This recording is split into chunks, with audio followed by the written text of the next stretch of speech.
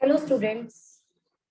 Last video में हमने bio का चैप्टर 6 लाइफ प्रोसेसेस का टॉपिक किया था न्यूट्रिशन इन ह्यूमन बींग्स, जो हमारा पेज नंबर 98, 99 और 100 को कवर कर रहा था। आज हम करेंगे page number 101, 2, 3 and 4 of same chapter 6 life processes, और ये टॉपिक है हमारा रेस्पिरेशन। अगेन आप अपने बुक्स और अपने हाथ में एक पेंसिल लेके बैठिए। हम इसमें ये लाइन टू लाइन हम लोग ये देखेंगे कि कौन से पैराग्राफ से कहां से क्या क्वेश्चन आ सकता है। हम स्टार्ट करते हैं with the topic respiration. See what is respiration. First of all, respiration होता क्या है? रेस्पिरेशन इज द प्रोसेस जिससे हमें एनर्जी मिलती है। और वो एनर्जी कहाँ से मिलती है?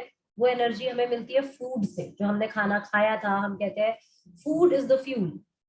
हमने इससे पहले न्यूट्रिशन टॉपिक किया था, जिसमें हमने पढ़ा था कि कार्बोहाइड्रेट्स जो हैं वो डाइजेस्ट होके हमें मोनोसेक्राइड्स देते हैं, जिसमें glucose is one of the example of monosaccharide. ये जो मोनोसेक्राइड है, जो ग्लूकोज है, ये हमारे ब्लड में आता है, एब्जॉर्ब होता है, और ब्लड के थ्रू सारी बॉडी सेल्स में ये ग्लूकोज पहुंच जाता है। ग्लूकोज एक 6 कार्बन मॉलिक्यूल है जिसका फॉर्मूला है C6H12O6। राइट। ये ग्लूकोज हमारी बॉडी में हमें एनर्जी प्रोवाइड करता है in the form of ATP, और इस प्रोसेस को हम बोलते हैं रेस्पिरेशन। ये प्रोसेस हमारा दो पार्ट्स में डिवाइडेड है। One is aerobic respiration and another is anaerobic respiration. Aerobic respiration में जो रेस्पिरेशन जिसमें हमें एनर्जी मिलती है ग्लूकोज से, और उसमें ऑक्सीजन यूज होता है, और you can say which occurs in the presence of oxygen. Oxygen की प्रेजेंस में जो हो रहा है उसे बोलता है एरोबिक रेस्पिरेशन। और अगर इस रेस्पिरेशन में ग्लूकोज के ब्रेक डाउन में अगर ऑक्सीजन नहीं है, अगर वो इन एब्सेंस ऑफ ऑक्सीजन हो रहा है, तो उसे बोलते हैं एनएरोबिक रेस्पिरेशन। अनदर थिंग जिसमें ये process in presence of oxygen हो रहा है, ये ऑक्सीजन हमारी बॉडी में एरोबिक रेस्पिरेशन होता है। हमारी बॉडी में ऑक्सीजन कहाँ से आ रही है? जब हम लोग ब्रीथ कर रहे हैं, हम ऑक्सीजन को इनहेल कर रहे हैं और कार्बन डाइऑक्साइड एक्सहेल कर रहे हैं। ये जो ऑक्सीजन हमने इनहेल किया, वो बेसिकली इस प्रोसेस में रेस्पिरेशन में यूज हो रहा है, एनर्जी बनाने के लिए यूज हो रहा है। और जो कार्बन डाइऑक्साइड हम एक्सहेल कर रहे हैं, वो भी हमें इसी प्रोसेस से मिल रही है। तो ये चीज, ये रेस्पिरेशन हमारी बॉडी में हर एक सेल के अंदर होता है। इन ऑल द सेल्स, हर सेल को एनर्जी चाहिए हमारी बॉडी में, हर पार्ट को, हर सेल को, ब्रेन, स्किन, मसल्स, हर जगह energy in the form of ATP ये चाहिए होती है। तो ये रेस्पिरेशन बॉडी के हर एक सेल में होता है, और हर सेल में कार्बन डाइऑक्साइड बनता है। तो अब देखते हैं डिटेल में that what is aerobic respiration। Aerobic respiration में यहाँ पे देखो, आपकी बुक में ये टेबल बनी होगी। This is very important. Subjective question से ये बनाने के लिए आती है, बट आपका पेपर ऑब्जेक्टिव है तो इसमें एमसीक्यू की फॉर्म में आएगा। First thing is glucose. Respiration कोई भी हो, स्टार्ट होता है ग्लूकोज से, चाहे एरोबिक चाहे anaerobic. Glucose is a 6 carbon molecule. इसका फॉर्मूला मैंने अभी बताया, C6H12O6। इसमें 6 कार्बन होते हैं। सबसे पहले हमारी बॉडी में, या जिसमें एरोबिक रेस्पिरेशन हो रहा है, उसमें ग्लूकोज जो है in the cytoplasm of the cell, ये आपको याद रखना है, in the cytoplasm of the cell, वो कन्वर्ट होता है पाइरूवेट में। पाइरूवेट या पाइरुविक एसिड, कुछ भी बोल सकते हैं। पाइरूवेट एक 3 कार्बन का मॉलिक्यूल है। 6 कार्बन का ग्लूकोज 3 कार्बन वाले पाइरूवेट पे अगर कन्वर्ट होगा तो वो कितने मॉलिक्यूल्स देगा? 2 molecules. So you will get 2 molecules of pyruvate. Right, तो 3 to the 6 हो गए, 6 कार्बन बैलेंस हो गया। इस प्रोसेस के लिए, इस कन्वर्जन के लिए जो साइटोप्लाज्म में हो रहा है, ऑक्सीजन रिक्वायर्ड नहीं होती। अब ये जो पाइरूवेट है, ये पाइरूवेट हमारे सेल के अंदर माइटोकॉन्ड्रिया में एंटर होता है। माइटोकॉन्ड्रिया में जो ऑक्सीजन हम इनहेल कर रहे हैं, वो ऑक्सीजन ब्लड से ट्रांसपोर्ट होती है with the help of haemoglobin और हर एक सेल में पहुंचती है। और ये ऑक्सीजन भी हमारे सेल्स के माइटोकॉन्ड्रिया में पायरुवेट को कन्वर्ट करती है, ब्रेक डाउन करती है इसका इन 6CO2 carbon dioxide. Carbon dioxide में एक कार्बन है, 6CO2 का मतलब है 6 कार्बन। तो बेसिकली ग्लूकोज जो है वो टोटली ब्रेक हो गया 6 कार्बन वाले carbon dioxide. You will get 6 water molecules and 38 ATP। इसमें जो ये ATP है ये हमारी एनर्जी है, और एरोबिक रेस्पिरेशन में आपको ये एनर्जी बहुत ज्यादा अमाउंट में मिलती है विच इज 38 ATP।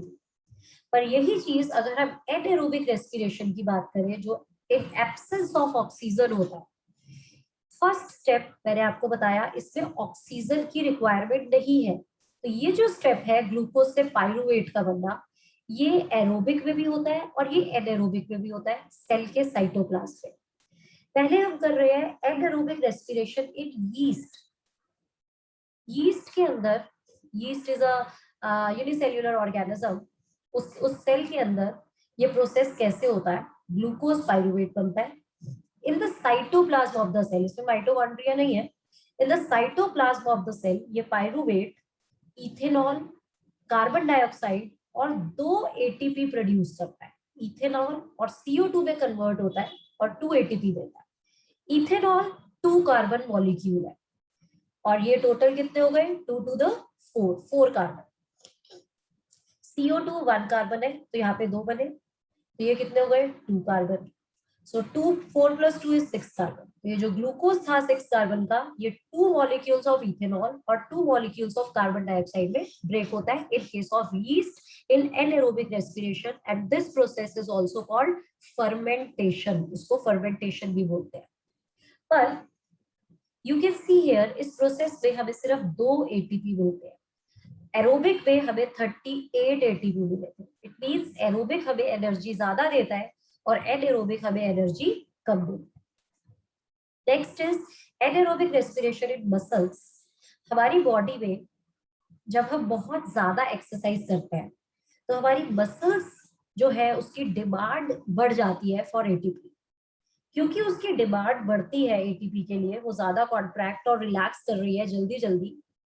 और aerobic respiration is a time consuming process, ये थोड़ा ज्यादा टाइम लेता है और इतने ATP बनने में टाइम लग जाता है, और मसल्स की डिमांड इंक्रीज हो चुकी है ATP के लिए। तो इस प्रोसेस में सेम पहले ग्लूकोज मसल्स में, मैं अपनी बॉडी की बात कर रही हूँ, हम लोग ह्यूमन बींग्स की या किसी भी एनिमल की बॉडी की बात करें तो मसल्स में ग्लूकोज जो है वो पायरुवेट में कन्वर्ट होगा, same thing. Then this pyruvate in the cytoplasm of the cell, mitochondria में नहीं जाएगा, इन एब्सेंस ऑफ ऑक्सीजन ये चेंज हो जाएगा लैक्टिक एसिड में। Lactic acid is also a 3 carbon molecule और 3 to the 6। So basically in anaerobic respiration in muscles, glucose हमें lactic acid दे रहा है। In anaerobic respiration in yeast, glucose हमें इथेनॉल और कार्बन डाइऑक्साइड दे रहा है। और इन एरोबिक रेस्पिरेशन उसका कंप्लीट ब्रेक डाउन हो रहा है in carbon dioxide and water. This is called complete break down of glucose. अब इस प्रोसेस में जो लैक्टिक एसिड बनता है, दिस इज एसिड, ये हमारी मसल्स में एक्यूमुलेट होने लगता है और इससे थोड़ी देर में हमारी मसल्स में क्रैम्प्स आने लगते हैं। ये हमारी मसल्स में pH को डिक्रीज कर देता है जिससे हमारी मसल्स में क्रैम्प्स आने लगते हैं। और अगर हम अपने पैरों की या मसल्स की जहां भी ये लैक्टिक एसिड एक्यूमुलेट हो रहा है वहां पे मसाज करते हैं या हम उसे गर्म पानी में रखते हैं तो ब्लड फ्लो इंक्रीज हो जाता है, ऑक्सीजन ज्यादा मिलने लगती है और उसकी वजह से लैक्टिक एसिड अगेन पायरुवेट में कन्वर्ट होने लगता है और जो क्रैम्प्स है वो हमारे ठीक हो जाते हैं। राइट, तो अब हम इससे रिलेटेड कुछ क्वेश्चंस करेंगे। सी यहाँ पे क्या हो रहा है आप जल्दी से इसको देख सकते हो, ग्लूकोज पायरुवेट में कन्वर्ट हो रहा है which is a 3 carbon molecule, CO2 water in case of aerobic respiration, ethanol या CO2 बनता है in case of yeast, and lactic acid बनता है in muscles. these are anaerobic respiration, this is aerobic। तो glucose 2 pyruvate दे रहा है basically, 3 + 3 6, और फिर ये हमें दो मॉलिक्यूल्स दे रहे हैं CO2 के, H2O के, या इथेनॉल के, CO2 के, और 2 of lactic acid, right. Next देखते हैं हम इससे रिलेटेड क्वेश्चंस।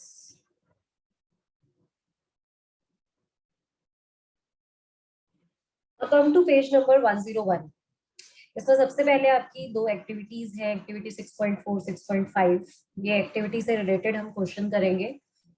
ये एक्टिविटी क्या कहती है? That take some freshly prepared lime water. हम एक टेस्ट ट्यूब में लाइम वाटर लेते हैं। We know that lime water turns milky.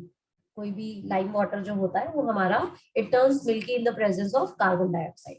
तो अगर हम उसमें से पिचकारी से, या अगर हम उसमें एक्सेल, क्योंकि हम लोग कार्बन डाइऑक्साइड एक्सेल करते हैं, अगर हम अपनी एक्सेल्ड एयर उस लाइम वाटर में भेजते हैं, then you will observe after some time that it will turn milky.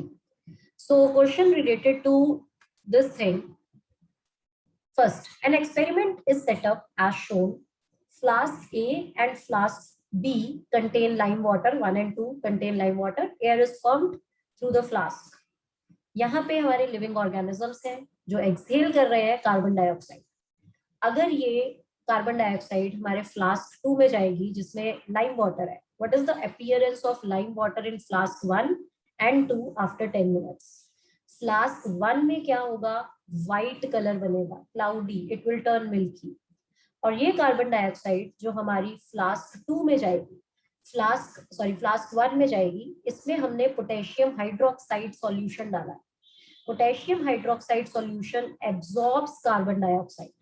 वो क्योंकि कार्बन डाइऑक्साइड को एब्जॉर्ब कर लेगा, इसलिए इसके अंदर जो सॉल्यूशन बनेगा वो क्लियर होगा, right.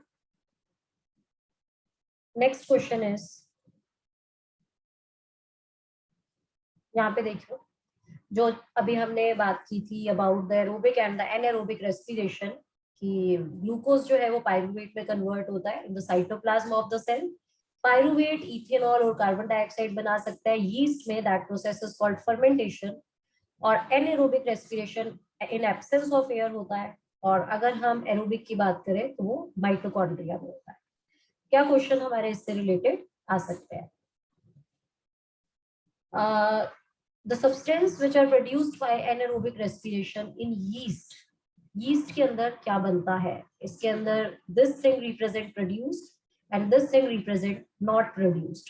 We know that yeast बनाता है alcohol, ethanol and carbon dioxide.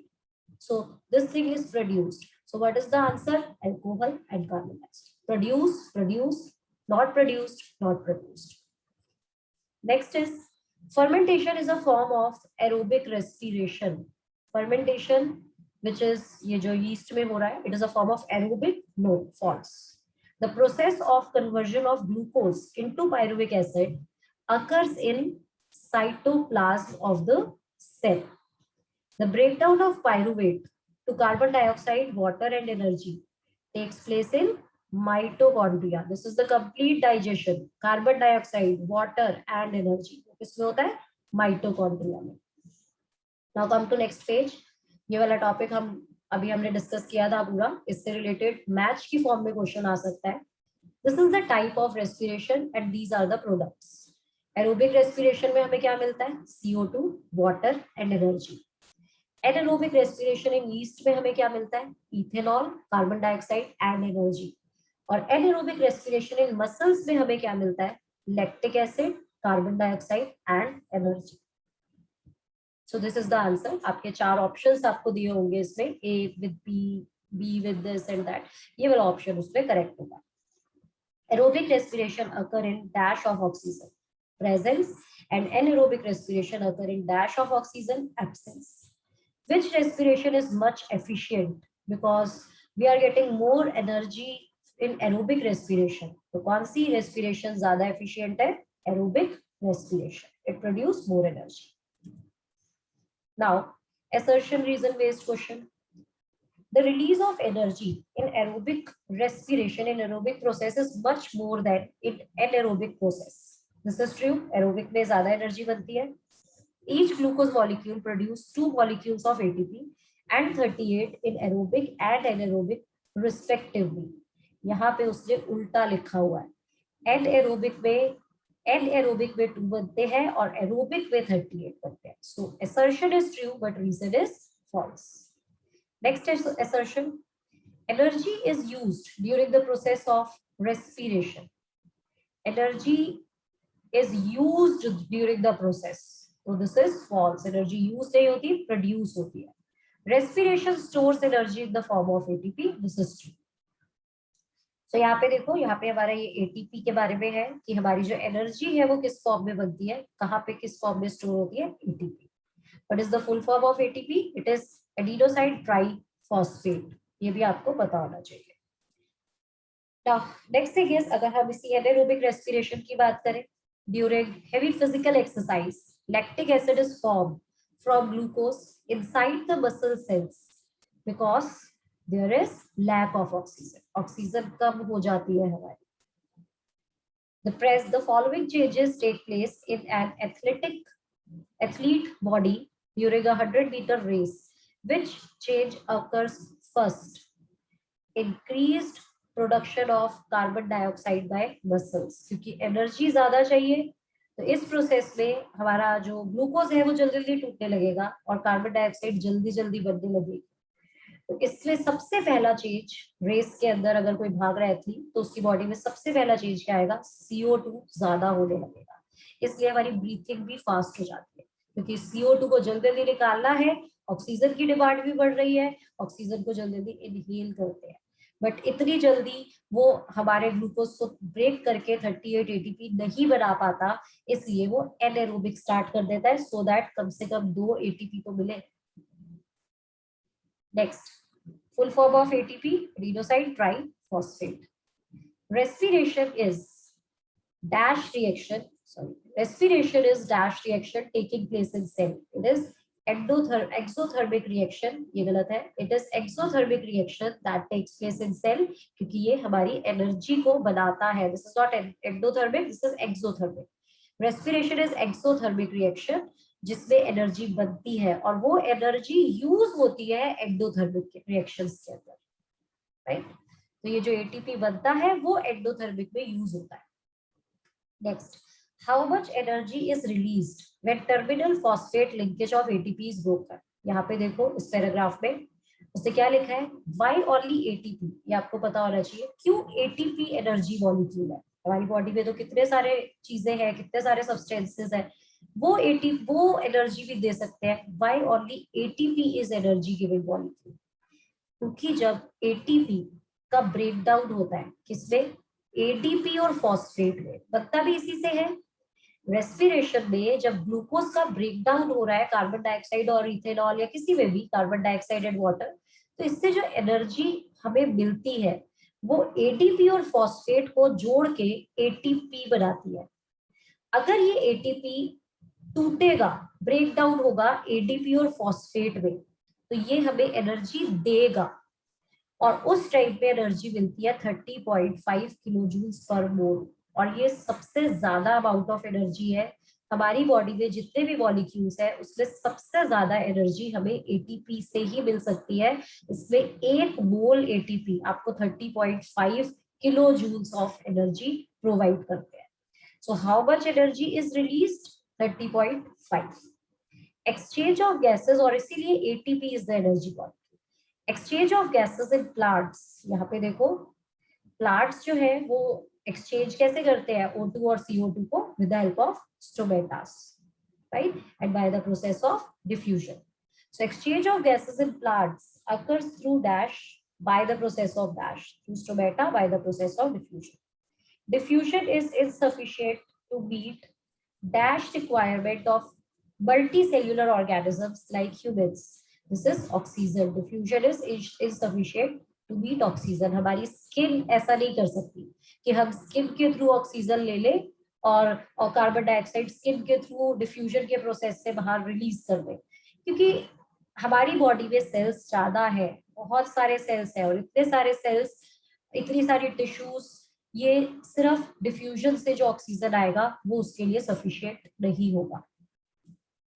Next thing, come to page number 103।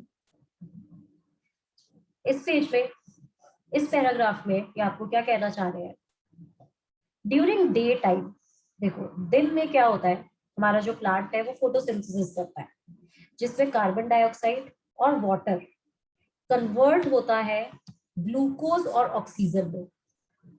Fine.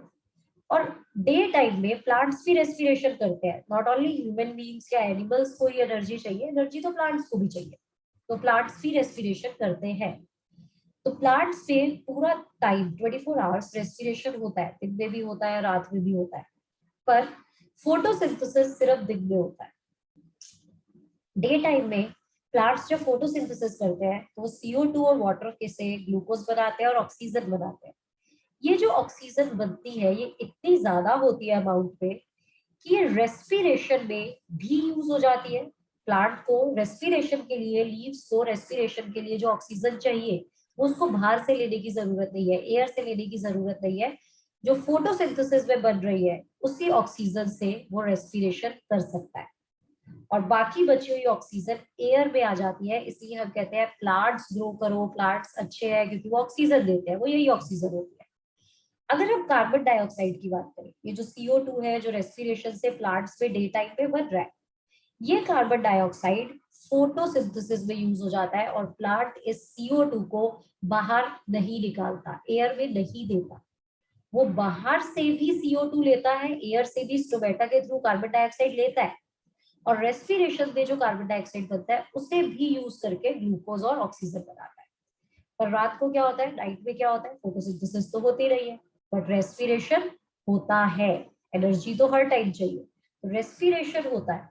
और रेस्पिरेशन अगर हो रहा है तो ये जो CO2 है अब वो फोटोसिंथेसिस में तो नहीं जाएगी, ये CO2 प्लांट्स बाहर रिलीज करेंगे, एयर में रिलीज करेंगे। इसलिए हम कहते हैं कि रात को पेड़ों के नीचे नहीं बैठना चाहिए, क्योंकि रात को CO2 वो प्लांट्स जो है वो CO2 दे देते हैं, रिलीज करते हैं, एंड दिस इज बिकॉज क्योंकि फोटोसिंथेसिस नहीं हो रहा।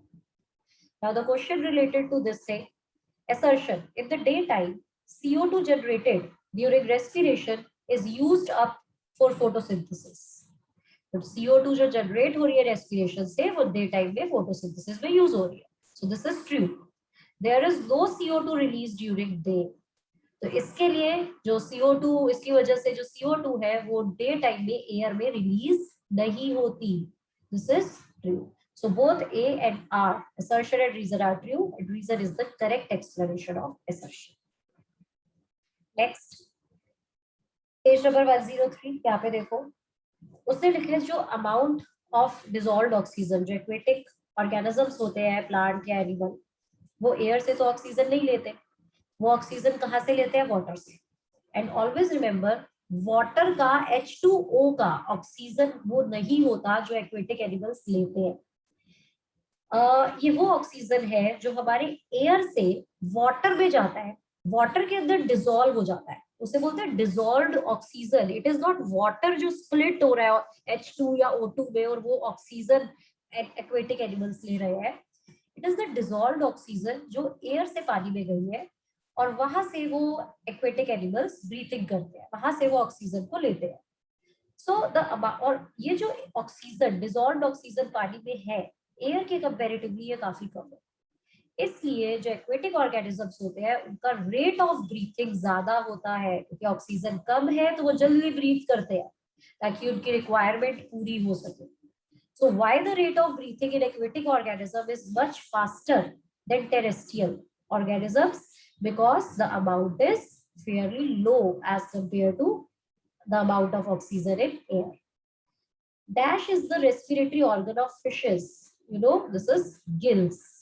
तो कुछ ऑर्गेनिजम्स ऐसे होते हैं जो स्किन के थ्रू, जैसे अर्थवॉर्म, उस स्किन के थ्रू ही ऑक्सीजन लेता है और कार्बन डाइऑक्साइड एक्सेल करता है। जो एक्वेटिक एनिमल्स होते हैं उनके पास गिल्स होती है रेस्पिरेशन के लिए, और हमारे पास ह्यूमन बींग्स के पास और एनिमल्स के पास कुछ वी आर हैविंग लंग्स, हमारे पास लंग्स होती है जिससे हम रेस्पायर करते हैं। तो बहुत सारे ऑर्गेनिजम्स पे अलग अलग रेस्पिरेटरी सिस्टम्स हैं। नाउ यहाँ पे देखो पेज नंबर 103 पे important line is rings of cartilage are present in throat. ये हम आगे डायग्राम में भी देखेंगे। जो हमारा विंड पाइप होता है उसमें कार्टिलेज क्या होता है, सॉफ्ट बोन, हमारी ईयर में, हमारे नोज में, नोज की जो टिप है उसमें जो बोन प्रेजेंट है वो बहुत सॉफ्ट है, उसको हम हिला भी सकते हैं। सो इसे हम क्या बोलते हैं, cartilage. So we are having rings of cartilage present in trachea, bronchi, bronchioles, जो प्रिवेंट करता है कोलैप्स, ये हम करेंगे अभी। So it is the rings of cartilage. यहाँ पे देखो, this is the human respiratory system. सबसे पहले वी आर हैविंग नॉस्ट्रल्स, जो होल्स होते हैं, वहां से एयर अंदर जाती है, enters into the nasal passage, nasal passage से वो pharynx, larynx, यहाँ से होते हुए हमारे विंड पाइप में एंटर होती है। विंड पाइप में we are having trachea. This is called, wind pipe is called trachea. Trachea में there are rings of cartilage, जिसकी अभी हम बात कर रहे थे। These are soft bones. अगर ये प्रेजेंट नहीं होगी तो हमारी, जब हम एयर को एक्सहेल करेंगे तो ये जो ट्रैकिया है, जो विंड पाइप है, ये कोलैप्स हो जाएगी, चिपक जाएगी, बंद हो जाएगी। और अगर वो इनहेल करने के टाइम पे नहीं खुली तो हम सरवाइव नहीं कर पाएंगे, हम ब्रीथ नहीं कर पाएंगे। इसलिए इसमें रिंग्स ऑफ कार्टिलेज होता है to prevent its collapse. Next thing is, ये जो ट्रैकिया है, जो रिंग्स है, ये हमारे लंग्स में एंटर होता है। Wind pipe it enters into our lungs. हमारे पास 2 लंग्स है, जिसके बाहर ये रिब केज है। इसके अंदर ये जो यहाँ से जो ब्रांच, मेन ब्रांच फॉर्म हो रही है, इसे हम बोलते हैं ब्रोंकाई, जो लंग्स में एंटर होती है। और ये फर्दर हमारी पतली पतली ब्रांचेस में कन्वर्ट हो जाती है, जिसे हम बोलते हैं ब्रोंकियोल्स। एंड फाइनली एक सैक लाइक, एक बलून टाइप स्ट्रक्चर फॉर्म होता है, जिसमें हमारी फाइनली एयर आके स्टोर होती है, जिसे हम क्या बोलते हैं, एल्वियोलर सैक्स। और हमारी इसमें लंग्स के नीचे there is a muscle called diaphragm. So this is the human respiratory system. अब यहाँ से हम इससे रिलेटेड क्वेश्चंस देखते हैं। Write the correct sequence of air passage during inhalation. First is nostril, then B pharynx, then larynx, then trachea, then alveoli. During respiration, exchange of gases takes place in, यहाँ से जो air, जो alveolar सैक्स है, जो अभी हमने देखा था, इसके बाहर we are having blood vessels. तो जो ऑक्सीजन, जो एयर, जो ऑक्सीजन इस एल्वियोलाई में आई, वो इसकी यहाँ से क्रॉस होके ब्लड में चली जाती है, और ब्लड में जो कार्बन डाइऑक्साइड है वो क्रॉस होके एल्वियोलर सैक्स पे आ जाती है। तो यहाँ पे वो यही पूछ रहा है कि रेस्पिरेशन में एक्सचेंज ऑफ गैसेस कहाँ पे होता है, in the alveoli of lungs, not in throat, in alveoli of lungs.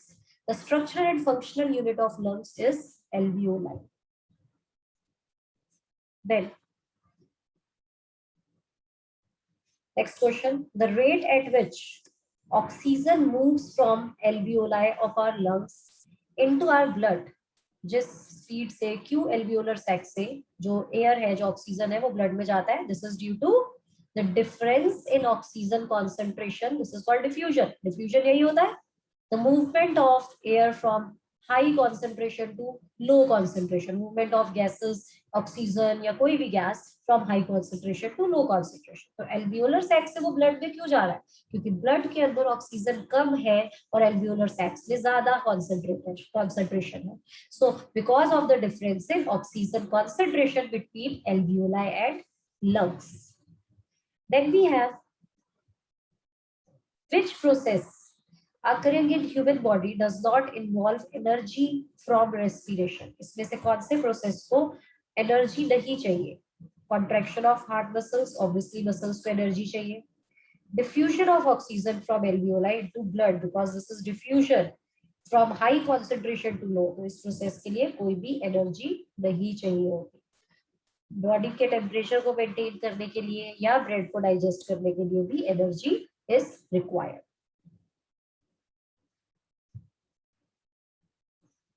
यहाँ पे देखते हैं, this is the mechanism of breathing. हम सांस कैसे लेते हैं, ब्रीथ कैसे करते हैं?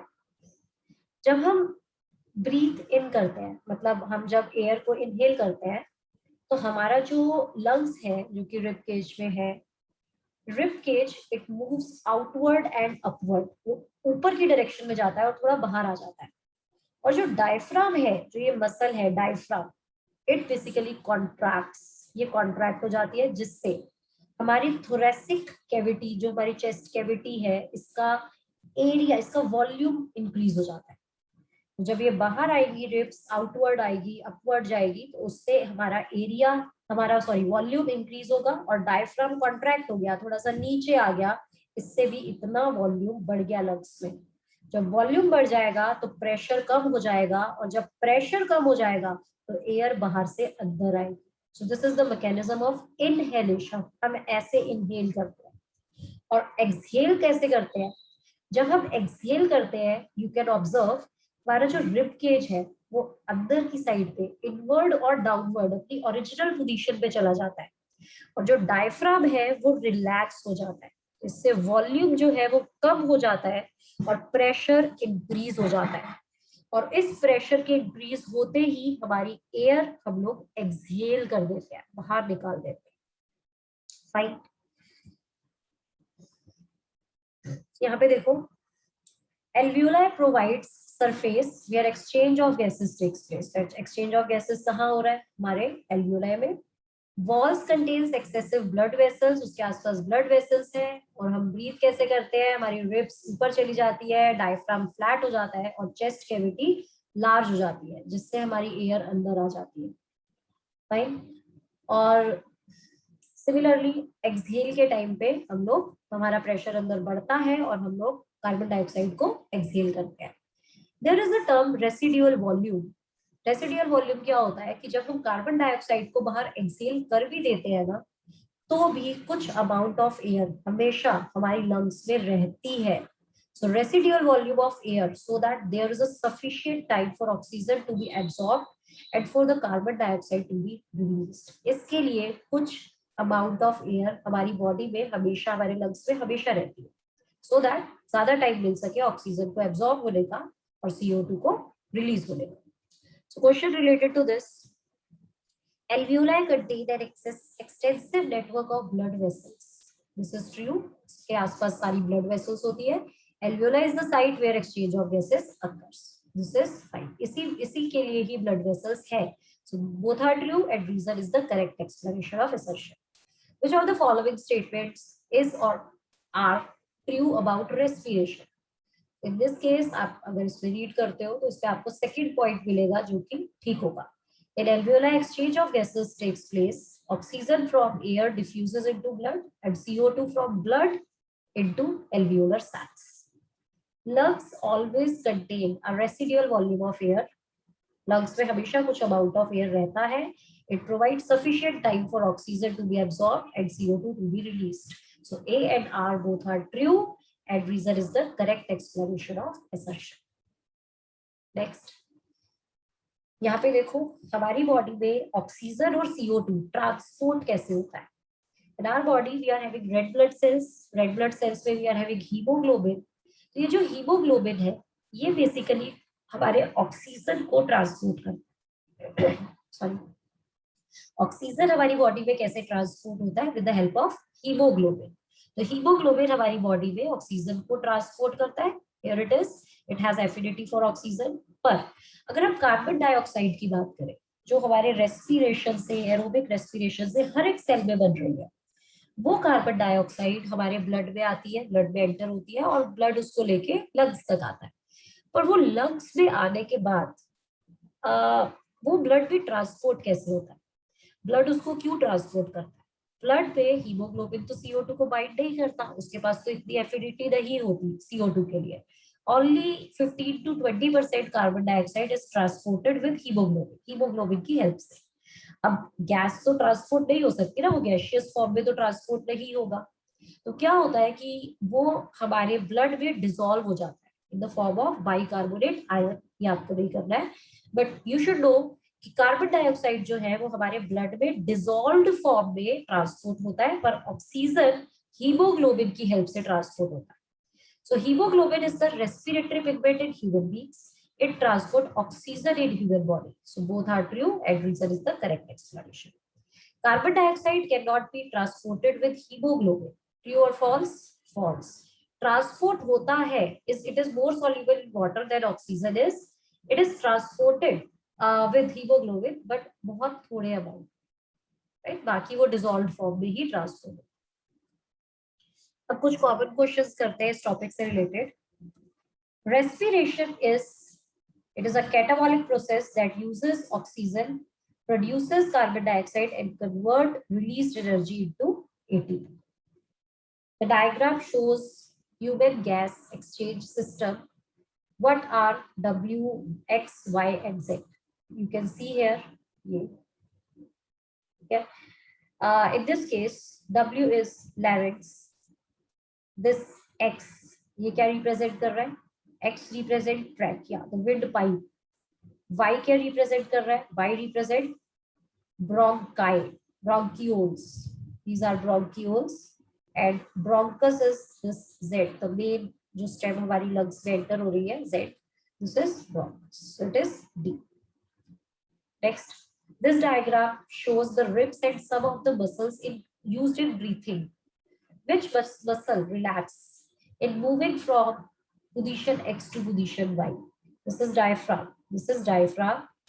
जब वो X से Y पे जा रहा है, तो we are having some intercostal muscles also. हमारे rib cage के बीच में जो muscles है, जो इसको upward, outward, inward, downward लेके जा रही है, that muscles, these muscles are called intercostal muscles. ये भी help करती है, rib cage को move करती है और breathing में help करती है. तो आपसे पूछ रहे हैं ये कुछ muscles हैं, which muscles relax in moving from position X to Y? कौन सी muscle relax होती है? Relax कौन सी होगी? जब X से Y में जाएंगे, diaphragm की muscle भी relax हो जाएगी. जब हम एक्सहेल करेंगे, इनहेल से हम एक्सहेल करेंगे तो डायफ्राम भी रिलैक्स हो जाता है और इंटरकोस्टल मसल्स भी रिलैक्स हो जाती है. ब्रीथिंग आउट, हम एक्सहेल कर रहे हैं, this is inhale, this is exhale. तो इस टाइप में हमारी दोनों मसल्स रिलैक्स हो जाती है, रिब केज वापस अपनी पोजीशन पे आ जाता है, डायफ्राम रिलैक्स हो जाता है. In plants there is no need of specialized respiratory organ. Plants में कोई स्पेशल नहीं चाहिए होता organ. Plants do not have great demand of gaseous exchange. This is true. Case study based questions. Study the given flow chart and answer the questions. Identify X, Y, and Z. This carbohydrate is obviously glucose. So यहाँ पे X क्या है? This process is called glycolysis. ये याद रखना, आपकी book में नहीं है, but you should know. ये जो हमने किया था कि एरोबिक रेस्पिरेशन में ग्लूकोज पायरुविक एसिड में कन्वर्ट होता है, that process is called glycolysis. So in this case X is glycolysis, Y is aerobic respiration, and the Z is ethanol बन रहा है. This is anaerobic respiration. The process X, ये जो glycolysis है, ये कहाँ पे होता है? In the cytoplasm of the cell. और ये जो Y है, ये एरोबिक रेस्पिरेशन, ये कहाँ पे होता है? Mitochondria. In which of these organisms the process Z takes place? Ethanol किस में बनता है? Yeast में. तो किस में हो रहा है? Yeast में. In which part of human body do the process Z takes place? Anaerobic respiration human body में कौन से part में होता है? Not fermentation, ethanol नहीं बनता, lactic acid बनता है, पर anaerobic respiration basically कहाँ होता है? In muscle cells. Where does aerobic respiration occurs in cell? In mitochondria. Easier. Next, this is the human respiratory system. The balloon-like structure present in S. This balloon-like structure present in S is alveoli. Balloon-like structure हमेशा alveoli है. तो यहाँ पे आपको इसके बारे में last segment के बारे में, लास्ट alveolar sacs के बारे में पूछना. Which of these organ is surrounded by cartilaginous rings? Rings कहाँ पे होती है? Trachea, windpipe, so that ये collapse ना हो जाए. So which of these statement is incorrect regarding human lungs? It is the secondary organ for respiration. No, it is the main, it is the primary organ. So this is incorrect. It is located on the two sides of the heart. The membrane that encloses, बीच में heart होता है, तो ये दो sides पे है. Membrane जो इसके आसपास होती है उसे pleural membrane बोलते हैं. Alveolar epithelium is non-ciliated epithelium. ये आपने 9th class में किया था. Trachea is divided into two smaller tubes called, ये जो windpipe है, ये दो small tubes में divide होता है, जिसे हम क्या बोलते हैं? Bronchi. Which of these is the function of balloon-like structure present in lungs? Balloon-like structure क्या है? Alveoli. इसका function क्या है? Exchange of gases. Right? तो ये आपके कुछ क्वेश्चंस हैं रिलेटेड टू रेस्पिरेशन टॉपिक। तो आज हमारा रेस्पिरेशन टॉपिक भी खत्म हो गया। नेक्स्ट वीडियो में हम लोग करेंगे सर्कुलेशन के बारे में और एक्सक्रीशन के बारे में। आई होप आपको ये चीज क्लियर हो गई होगी। और अगर आपको कोई स्पेशल कोई चैप्टर चाहिए तो you can comment in the comment section. और नेक्स्ट वीडियो में मिलते हैं with circulation and excretion. Thank you.